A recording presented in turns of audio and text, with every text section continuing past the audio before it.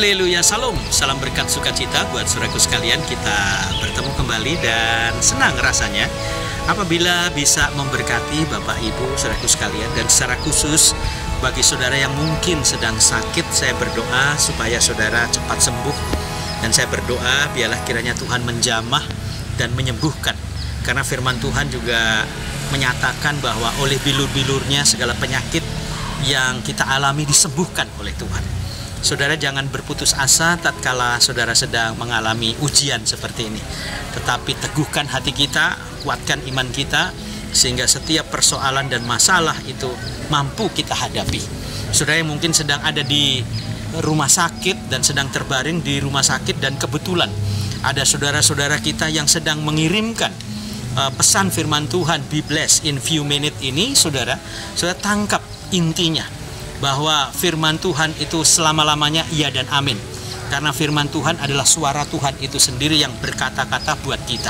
Saya teringat kepada firman Tuhan di dalam Yeremia pasal 17 ayat yang kelima berkata, beginilah firman Tuhan, terkutuklah orang yang mengandalkan manusia, yang mengandalkan kekuatannya sendiri, dan yang hatinya menjauh daripada Tuhan. Saudaraku yang dikasihi oleh Tuhan Yesus, bahwa hati yang mendekat kepada Tuhan itu akan jauh lebih baik. Karena di sana akan ada pertemuan. Dan kita bisa bicara dari hati ke hati kepada Tuhan. Saudara, kenapa? Karena Dia adalah Bapa kita. Kalau Dia adalah Bapa kita, saudara, maka kita adalah anaknya. Maka antara Bapa dan anak itu akan saling berkomunikasi baik. Maka saudara jangan pernah lelah untuk menjumpai Tuhan di segala keadaan. Dalam keadaan sakit, jangan menjauh dari Tuhan. Dalam keadaan tidak berdaya, jangan menjauh dari Tuhan. Jangan berputus asa. Jangan sampai mulut kita ini mengata-ngatakan kata-kata sungut-sungut dan kata-kata yang mempersalahkan Tuhan.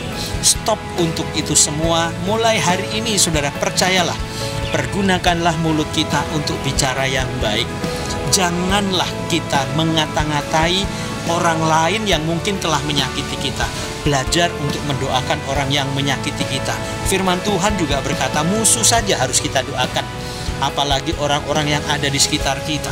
Kalau kita sedang mengalami satu derita yang tidak mengenakan, ingatlah, di balik setiap peristiwa yang menyedihkan ada sukacita. Di balik peristiwa yang mungkin melelahkan, ada kesukaan yang akan Tuhan berikan buat kita.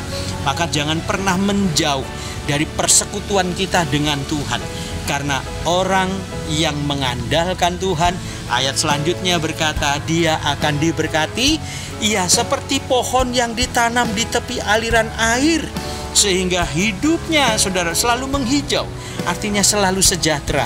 Maka orang yang memiliki pergumulan baik dekat dengan Tuhan, hidupnya akan selalu menikmati ketenangan. Sukses buat saudara, dan Tuhan Yesus memberkati. Haleluya.